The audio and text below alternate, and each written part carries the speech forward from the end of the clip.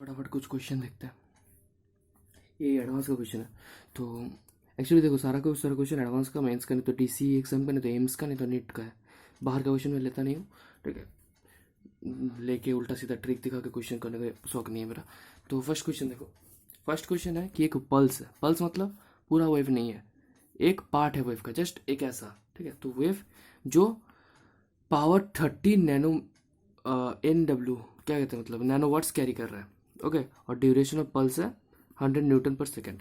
अब क्वेश्चन पूछा है कि ये पल्स पूरा का पूरा एब्जॉर्ब कर लिया, ये वाला सॉलिड सरफेस, ठीक है। एक ब्लॉक रखा था, सरफेस एक कैरी कर लिया, तो ये जो पावर होगा, मतलब मोमेंटम होगा, ये जो मोमेंटम होगा इसका, तो कितना होगा। तो हम पढ़ चुके हैं कि मोमेंटम कितना होता है अगर पूरा एब्जॉर्ब किया, तो U/C हो जाएगा। So what is you. You है जितना एनर्जी वो कैरी कर रहा है, तो 30 नैनो वाट उसका पावर है। तो इनटू मैं टाइम किया 100 नैनो सेकेंड, इसको यूनिट ठीक कर लेना, ठीक है। नैनो वाट को इंटू 10 पावर 9, नैनो सेकेंड को into 10 power 9 by speed C, तो 3 × 10 पावर 8, तो इट्स द मोमेंटम। डन। दूसरा क्वेश्चन आ जाओ। ये क्वेश्चन कहते हैं कि रेड लाइट है जो 0.1 वोल्ट पावर निकाल रहा है, तो 1 मीटर डिस्टेंस पर कितना इंटेंसिटी होगा। तो हमें पता है, हम लोग जब पढ़ेंगे वेव ऑप्टिक्स तब देखेंगे, ठीक है। तो ऐसा करके ना, ये सब ऐसा करके वेव फ्रंट क्रिएट करता है। तो एक वेव फ्रंट में चारों ओर पूरा through out the surface area energy constant फैलता है। तो अगर एनर्जी कांस्टेंट फैलता है तो पावर भी कांस्टेंट ही फैलेगा। तो इसलिए इंटेंसिटी क्या होता है, इंटेंसिटी को हम लोग पावर बाई 4πr² लिख सकते हैं। आर क्या है, ये डिस्टेंस आर, क्योंकि इधर जो सर्किल होगा उसका रेडियस आर हो जाएगा, 1 हो जाएगा। तो आर बैठा है और पावर 0.1 वाट, तो यहाँ से तुम्हें इंटेंसिटी भी मिल जाएगा। थर्ड क्वेश्चन पे आ जाओ। थर्ड क्वेश्चन पे कहता है कि एक AC सोर्स है जो एक मेटल बॉल से लगा हुआ है, ओके। अब ये कॉन्स्टेंटली फ्लक्चुएट करेगा। अगर कॉन्स्टेंटली फ्लक्चुएट करेगा तो इधर Q बढ़ेगा, कभी कमेगा, कभी जीरो होगा, ऐसा होता जाएगा। इसका फ्रीक्वेंसी दिया हुआ है 2 μ = 10⁶ कूलम्स पर सेकेंड। और मैक्सिमम चार्ज, ये चार्ज के टर्म्स में दिया हुआ है फ्रीक्वेंसी, हाँ। और तो फिर पूछा है कि मैक्सिमम चार्ज इस पर कितना होगा, इस बॉल पर कितना होगा। चलिए इस पर थोड़ा कॉपी में दिखा देते हैं। तो देखना, इधर देखो, ये कुछ IC करंट IC इमिट करेगा, और इसके अंदर एक ID। पहले समझो क्यों डिस्प्लेसमेंट करंट जनरेट होगा, क्योंकि इसके अंदर IC मूव नहीं कर सकता, through out the potential same है, मेटल स्फीयर है, तो IC को मूव करना है। तो IC और ID को अगर क्वांटिटी मेंटेन करना है तो IC = ID होना है। और वो क्या होता है, dQ/dt। तो Q को अगर लिखेंगे, Q as a function of time and space, तो क्या होगा, Q0 इंटू साइन ऑफ, क्योंकि साइनसोडियल है, AC है, तो sine of omega into T. What is omega, omega is equal to 2π frequency है 10⁶। इसको डिफ्रेंशिएट कर दो, dQ/dt, यही तुमको दे देगा ID। तो what is it, it is Q0 into omega into cos of omega T. अब ये ID मैक्स पूछा है, Q0 क्या है, Q0 मैक्स, Q0 का वैल्यू दिया हुआ है 10⁻⁻6। ID मैक्स पूछा है, मैक्सिमम कब होगा, जब ये वाला वैल्यू 1 हो जाएगा, सिंपल। तो Q0 इंटू ओमेगा हो गया अपना ID मैक्स। तो बैठा दो Q0 इंटू 2π इंटू 10⁻6। Q0 क्या है, 10⁻⁻6, ओके। तो ये कट गया, बचा 3.14 इंटू 6 पॉइंट, क्या हुआ, 28 हुआ ना, 3.14 इंटू 2, हाँ 6.28 कूलम्स। एक कूलम यार क्या, एम्पियर। तो आइडिया क्या। अब इस चौथा क्वेश्चन जाता है। ये कहता है कि एक EM मूव कर रहा है और एनर्जी फ्लक्स दिया हुआ है तुम्हें। हम बताते हैं एनर्जी फ्लक्स क्या होता है। एनर्जी फ्लक्स दिया हुआ है और बोला है कि नॉन रिफ्लेक्टिंग सरफेस है, तो प्रेशर इस सरफेस पर कितना अप्लाई हो रहा है। तो एक्चुअली तुम देखोगे इसकी यूनिट तभी समझ में आ जाएगा। व्हाट क्या होता है, joule per second by area square. तो what is it, joule per area per time, मतलब एक एरिया पर 1 सेकेंड में कितना एनर्जी गिर रहा है, एक यूनिट एरिया पर 1 सेकेंड में कितना एनर्जी गिर रहा है। What is it, it's intensity. तो एनर्जी फ्लक्स कुछ नहीं है यार, इंटेंसिटी है। तो व्हाट इज इंटेंसिटी, 18 वाट/सेंटीमीटर स्क्वायर दिया हुआ है। और पूछा है कि इस सरफेस पर प्रेशर कितना होगा। व्हाट इज द फॉर्मूला, इस सरफेस पे अगर तुम्हें प्रेशर निकालना है, ए भी सरफेस है, प्रेशर को मैं PR डिनोट करता हूँ, ठीक है।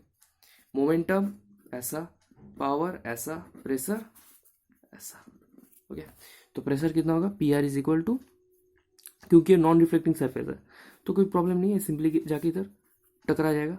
तो I/C, तो I पता है और C पता है, I दिया हुआ है और C है कितना, 3 × 10⁸ मीटर पर सेकेंड। तो इससे तुम्हें आ गया। अब चलो चौथा हो गया question, radiation pressure. Pressure radiation pressure एक ही बात है, कंफ्यूज ना होने का। अब फिफ्थ क्वेश्चन है। ओके, तो मेरे को एक पेपर चाहिए।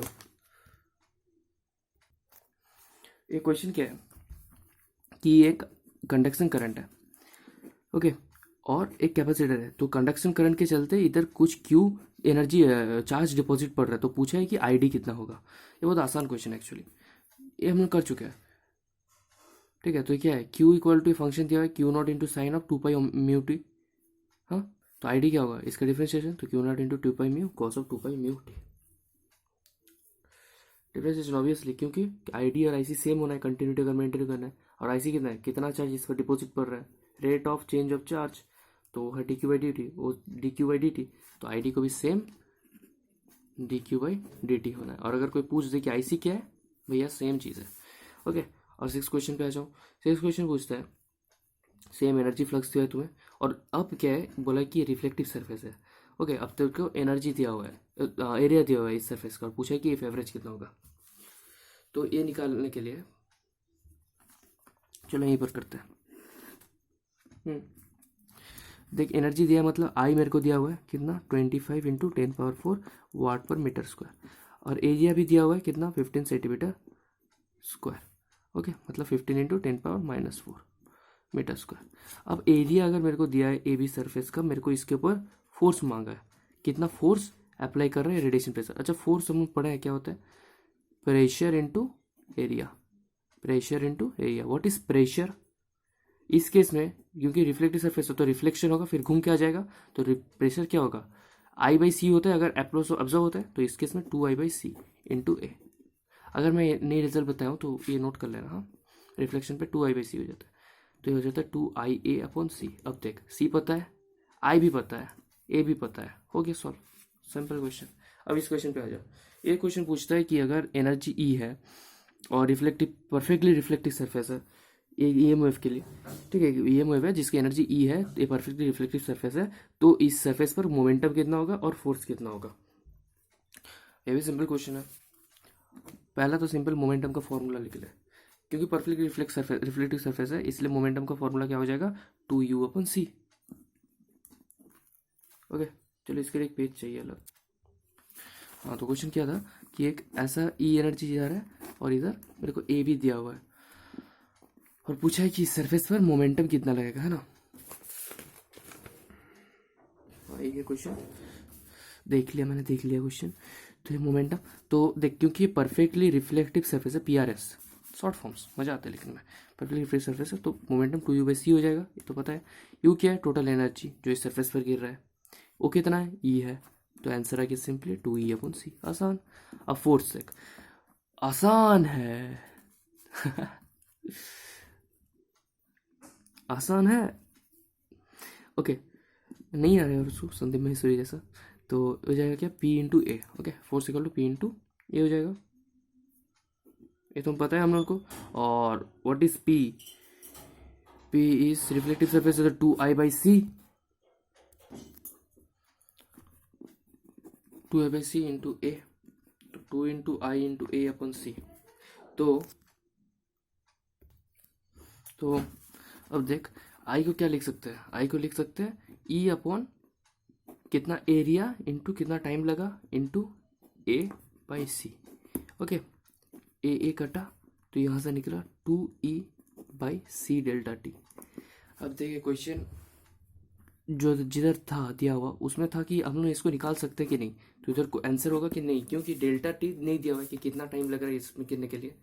तो वो तो उस क्वेश्चन का बात है, तो उस क्वेश्चन में बस आंसर होगा कि डेटा इनसफिशिएंट, लेकिन अपने को रिजल्ट के लिए ये याद रख सकते हैं, 2E/C इंटू डेल्टा टी।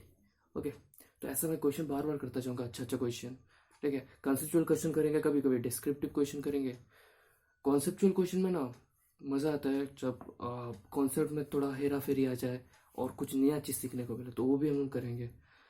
और बाकी NCERT का भी क्वेश्चन देख लेंगे थोड़ा बहुत, ये करोगे ना तो NCERT कुछ मतलब आसान हो जाएगा तुम लोग के लिए, है ना। तो थैंक यू।